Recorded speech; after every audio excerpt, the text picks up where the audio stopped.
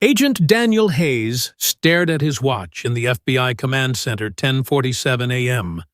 In exactly 3 minutes, his daughter would be handcuffed in front of her entire classroom. He pressed the execute button on his computer screen. 18 months of investigation had led to this moment. Madison Hayes was explaining the Watergate scandal to her sophomore history class when the classroom door burst open.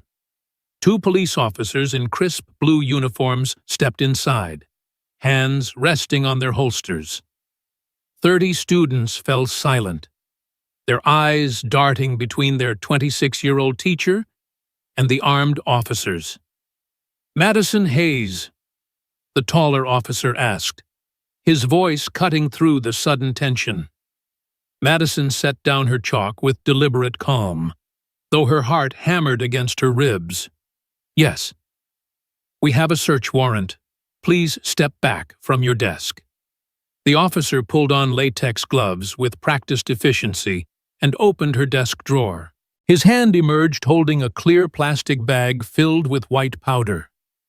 200 grams of pure cocaine gleamed under the fluorescent lights. Gasps erupted across the classroom. Phones appeared in every hand, recording the shocking scene. In the back row, Harrison Bradford fought to keep his expression neutral, but his blue eyes betrayed a glimmer of satisfaction. Beside him, Colton Westbrook and Braxton Sterling exchanged triumphant glances.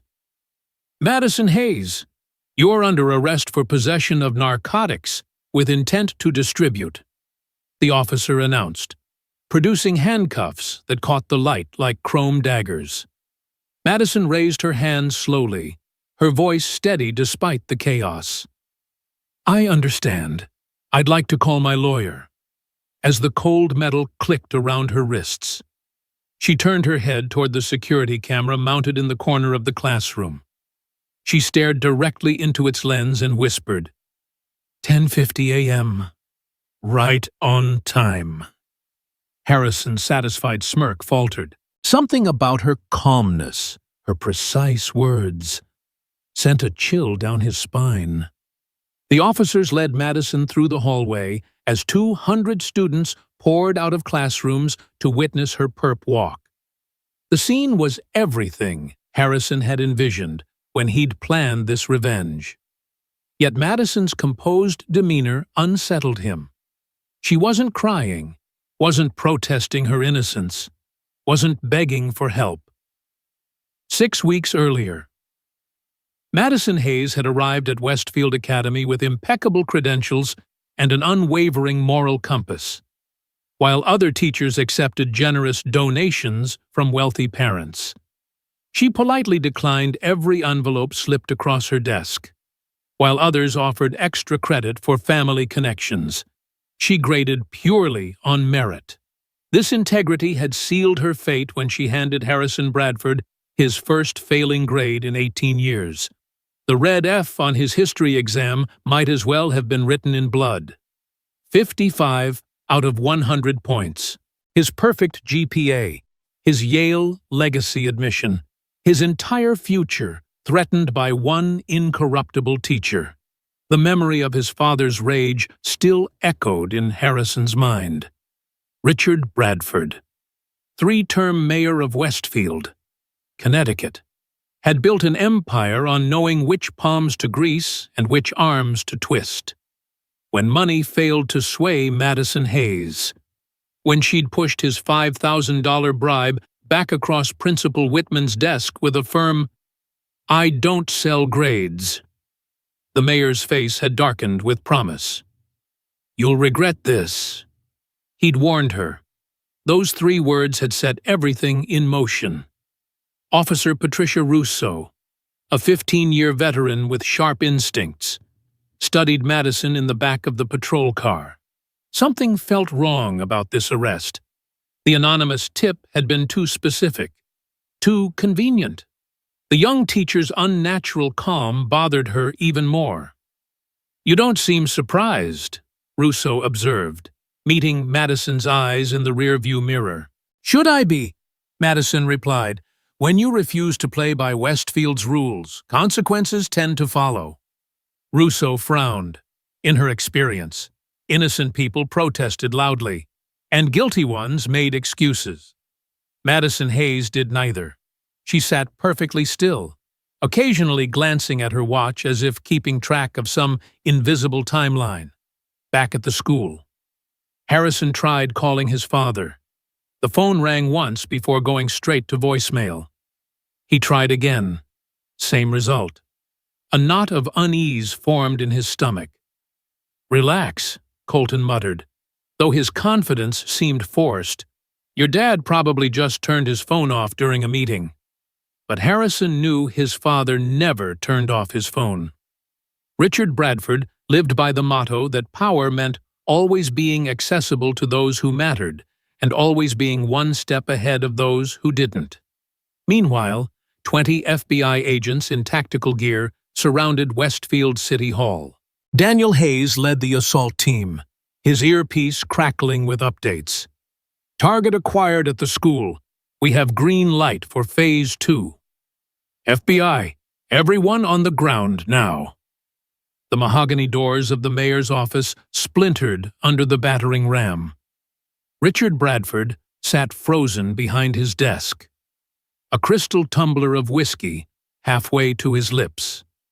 5 businessmen in $1,000 suits hit the floor, their briefcases spilling documents that would later prove invaluable. The hidden safe behind the oil painting of Westfield's founders stood wide open, its contents visible to the agents storming in. 50 kilograms of cocaine in neat packages, stacks of $100 bills, ledgers detailing 30 years of money laundering operations, and most damning of all, a collection of USB drives containing enough blackmail material to control half the state's political establishment.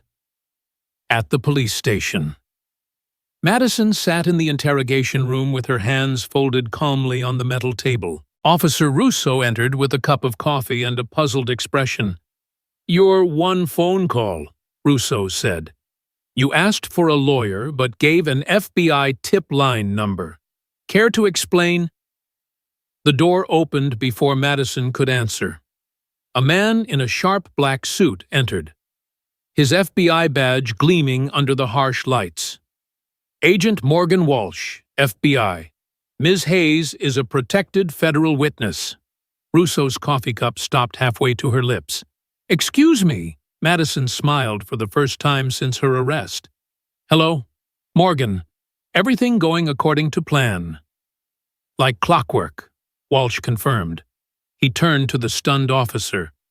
"What you've stumbled into, Officer Russo, is an 18-month federal investigation into corruption, drug trafficking, and money laundering. Ms. Hayes has been instrumental in gathering evidence." The truth began to unravel like a spool of thread. Madison Hayes wasn't just a teacher, she was a trained FBI analyst. Daughter of Deputy Director Daniel Hayes, placed at Westfield Academy specifically to investigate the Bradford crime network. Every bribe she'd refused, every grade she wouldn't change, had been calculated to force the enemy's hand. "The cocaine in my desk," Madison said, leaning back in her chair. "I assume our cameras caught everything?" Walsh nodded, pulling out a tablet. On the screen, crystal-clear footage showed Harrison Bradford entering her empty classroom at 6:15 a.m., using a master key to open her desk drawer, and carefully placing the drugs inside. 3 different camera angles captured every moment. "Your father had concerns about your safety," Walsh explained. "We installed surveillance 2 weeks ago." Officer Russo sank into a chair, overwhelmed by the implications. "So this whole arrest was the catalyst we needed," Madison finished. "Harrison Bradford just gave us probable cause to search every property his family owns. And trust me, what they'll find in his father's office safe will make 200 grams of cocaine look like a parking ticket. Back at Westfield Academy, chaos reigned. Students huddled around phones, sharing videos of Madison's arrest. The hashtag Madison was right began trending as more details emerged. Skylar Martinez, the quiet valedictorian who sat in the front row of Madison's class, uploaded her own video footage she'd secretly captured of Harrison breaking into the classroom that morning.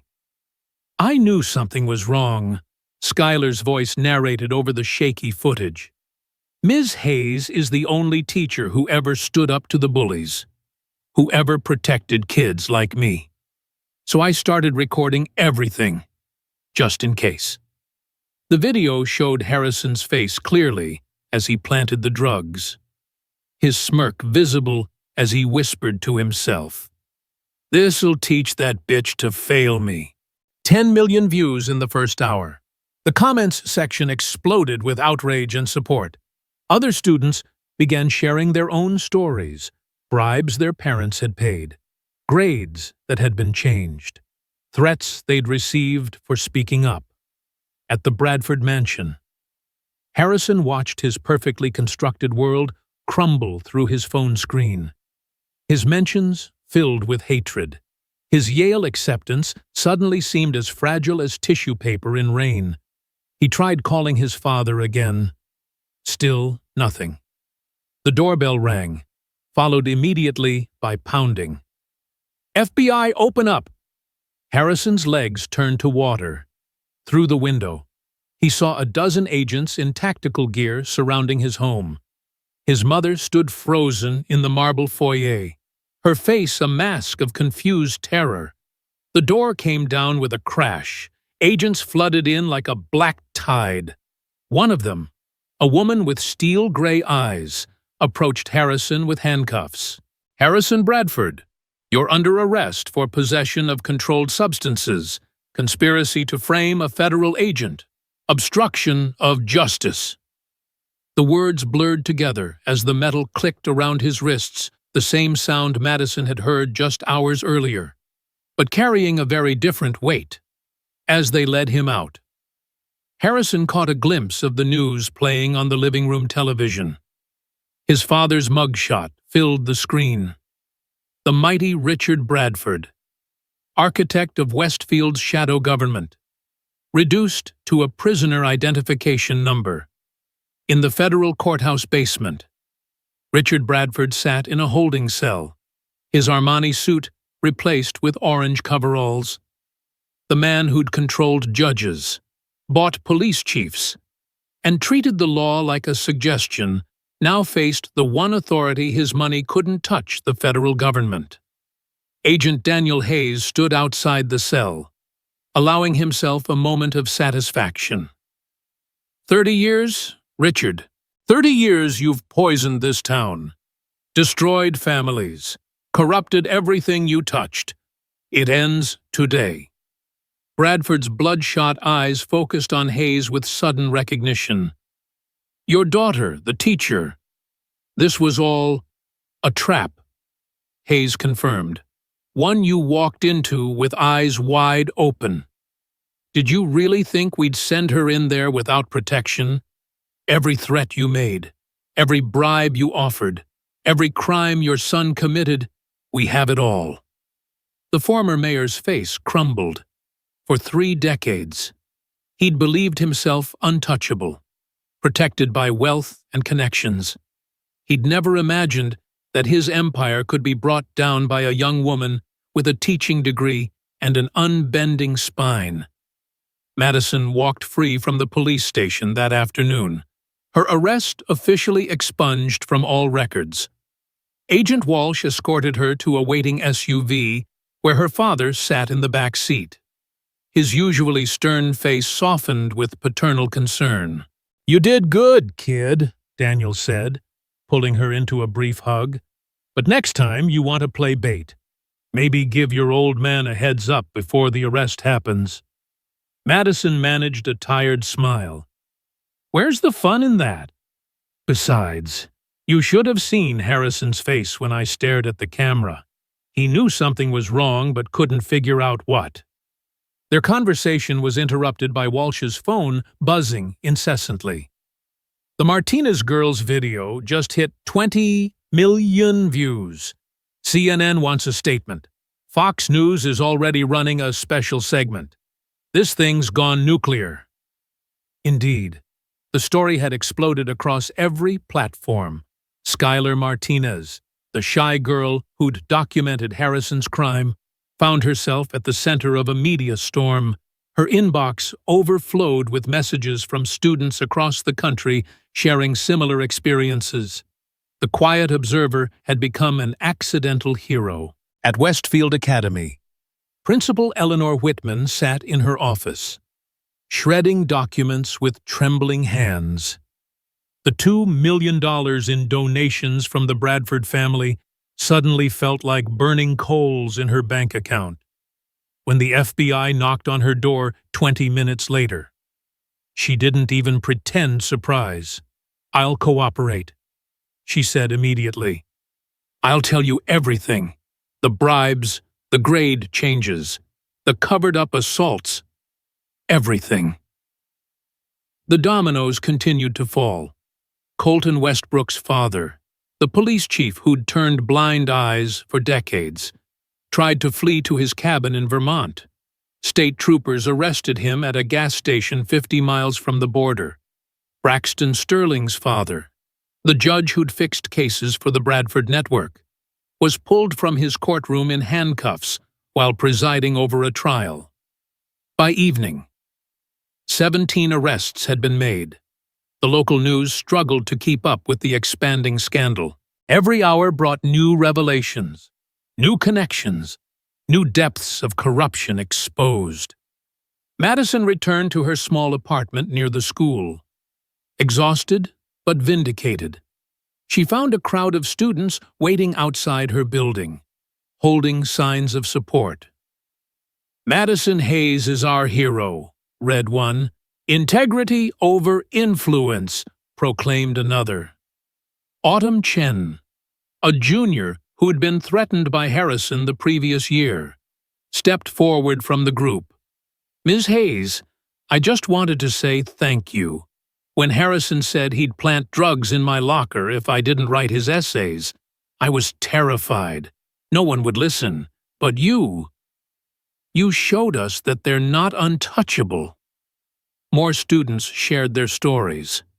The quarterback, who'd been forced to let Harrison copy his tests. The freshman whose parents' business had been threatened when she reported harassment. The scholarship student who'd nearly lost everything for refusing to help Harrison cheat. Each testimony added another layer to the web of intimidation the Bradford family had woven through Westfield. 2 days later, the federal courthouse overflowed with media and spectators for the arraignment. Richard Bradford, once the commanding presence who owned every room he entered, shuffled in wearing shackles. His expensive lawyers had abandoned him once the evidence became clear. The court-appointed attorney looked overwhelmed by the charges. Money laundering, racketeering, drug trafficking with intent to distribute, conspiracy to corrupt public officials, witness intimidation. The judge read for nearly 10 minutes. "Mr. Bradford, how do you plead?" Richard's voice came out as a croak. "Not guilty." But the evidence was overwhelming. The USB drives contained detailed records of every bribe, every drug shipment, every official he'd compromised. 30 years of meticulous criminality, all documented because Richard Bradford had been too arrogant to imagine anyone would ever hold him accountable. Harrison's arraignment followed. At 18, he faced adult charges that could destroy his future as thoroughly as he'd tried to destroy Madison's. His Yale acceptance had already been revoked. His trust fund was frozen. The golden boy who'd never faced a consequence in his life now stared at potential decades in prison. The defendant planned and executed a conspiracy to frame a federal agent. The prosecutor stated, "He showed premeditation, malice, and a complete disregard for the law. We recommend trial as an adult." Harrison's mother sobbed in the gallery. The boy who'd walked into school that morning, believing himself invincible, now faced 5 to 7 years in federal prison. Colton and Braxton, charged as co-conspirators, faced 3 years each. Madison watched from the witness section, feeling no satisfaction in their downfall, only relief that the system had finally worked. These young men had been given every advantage in life and had chosen to use their privilege as a weapon. Now they would learn what accountability meant. A week later, Madison stood outside her classroom door, hesitating. The last time she'd been here, she'd left in handcuffs. Now she returned as something more than a teacher, a symbol of justice in a town that had forgotten what the word meant. She opened the door to thunderous applause. Every student was on their feet, clapping and cheering. Someone had written, "Welcome back, Ms. Hayes," across the whiteboard in colorful letters. Harrison's empty desk had been removed entirely, as if erasing his presence could somehow cleanse the space of his poison. "Thank you," Madison said, her voice catching slightly. "Please, sit down. We have a lot to catch up on." She looked at their faces, some tear-streaked, others beaming with pride, all showing a respect that transcended the typical student-teacher relationship. These kids had watched her stand against corruption and win. They'd seen proof that integrity could triumph over influence. "Today," she said, moving to the whiteboard, "we're continuing our unit on Watergate. And I think we all have a much better understanding of why covering up crimes is always worse than the original offense." Nervous laughter rippled through the room. The irony wasn't lost on anyone. "Ms. Hayes," Schuyler raised her hand. "Are you really an FBI agent?" Madison considered her answer carefully. "I have FBI training and worked as an analyst before becoming a teacher. But standing here, teaching you all this isn't a cover. This is who I am. This is what I choose to be." The class proceeded with a new energy. Students who'd been too intimidated to participate now raised their hands eagerly. Discussions were livelier, more honest. The shadow that Harrison and his crew had cast over the school was lifting. During lunch, Madison found Coach Thompson waiting outside her classroom. The former Navy SEAL had been one of the few adults who'd tried to warn her about the Bradfords. "I should have done more," he said quietly. "I knew what they were capable of. I stayed quiet to protect my job, my pension. I was a coward." "You warned me," Madison replied. "That took courage. And now you have a chance to help rebuild this school into what it should be." Change came swiftly to Westfield Academy. The entire board of directors resigned. Principal Whitman was replaced by Dr. Sarah Martinez, a reformer with a reputation for cleaning up corrupt schools. New policies were implemented: zero tolerance for bribery, transparent grade reporting, and mandatory ethics training for all staff. The Bradford family mansion went up for auction, its proceeds earmarked for a scholarship fund for underprivileged students. The town council underwent a complete overhaul. Business owners who'd been extorted for years finally felt free to speak up. 6 months later, Madison stood at a podium accepting the Teacher of Courage Award from the National Education Association. Her speech was broadcast to schools across the country. "They tried to frame me because I wouldn't sell grades," she told the audience. "They thought a young teacher would be easy to intimidate, easy to destroy. They were wrong. Every teacher, every student, Every person in this room has the power to stand up against corruption. Yes, it's scary. Yes, there might be consequences.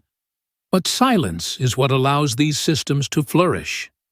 The standing ovation lasted 5 minutes. Richard Bradford was ultimately sentenced to 30 years in federal prison. His empire, built on threats and bribes, crumbled within days of his arrest. Harrison received 5 years in a youth facility with the possibility of early release for good behavior. His former friends, Colton and Braxton, got 3 years each. Madison returned to her classroom after the ceremony, finding an email waiting on her computer. It was from the FBI's Education Crime Division. "Agent Hayes," it read, "we have another situation requiring your unique skills. Lincoln High School in Chicago. Suspected organized crime influence. Interested?" Madison looked around her classroom, at the inspirational quotes on the walls, at the students' work displayed with pride. She'd made a real difference here. But there were other schools, other students who needed someone to stand up for them. She typed her reply, "Send me the details. I'll need to update my lesson plans." Because sometimes heroes don't wear capes or carry guns. Sometimes they carry red pens and grade books. Fighting for justice one classroom at a time. Madison Hayes had learned that teaching wasn't just about educating minds, it was about protecting futures. And as long as there were bullies who believed their power made them untouchable, she'd be there to prove them wrong. The next morning, Madison taught her class as usual, but her students noticed the Chicago Public Schools employment guide on her desk. They exchanged worried glances. "You're not leaving us, are you?" Autumn asked after class. Madison smiled. "What I've taught you about standing up for what's right, about refusing to be silent, that doesn't leave when I do. You carry it forward. You become the ones who protect the next generation." As her students filed out, Madison reflected on the strange journey that had brought her here. She'd gone undercover to catch criminals and discovered a calling. The FBI could send her anywhere, but she'd always be a teacher first.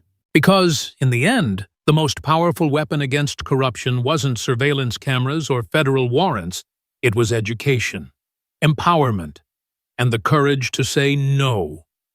The girl who'd been arrested for drugs that weren't hers had become a symbol of resistance. The teacher who'd refused to bend had shown an entire town how to stand straight. And somewhere, in Chicago, another corrupt system was about to learn why you should never underestimate someone who chooses chalk dust over gunpowder, lesson plans over arrest warrants, and students over statistics. Madison Hayes carefully placed each item from her desk into cardboard boxes, her hands lingering on the thank you notes from students and the small succulent that had witnessed everything. The work was never truly finished. There would always be another school, another corrupt system, another group of students who needed someone to believe in them. But that was okay. She'd discovered something profound in this journey. Her true calling existed at the intersection of justice and education, where federal badges met teacher IDs, where courtroom evidence met classroom lessons. As she taped the last box shut, Madison smiled. She wouldn't have it any other way.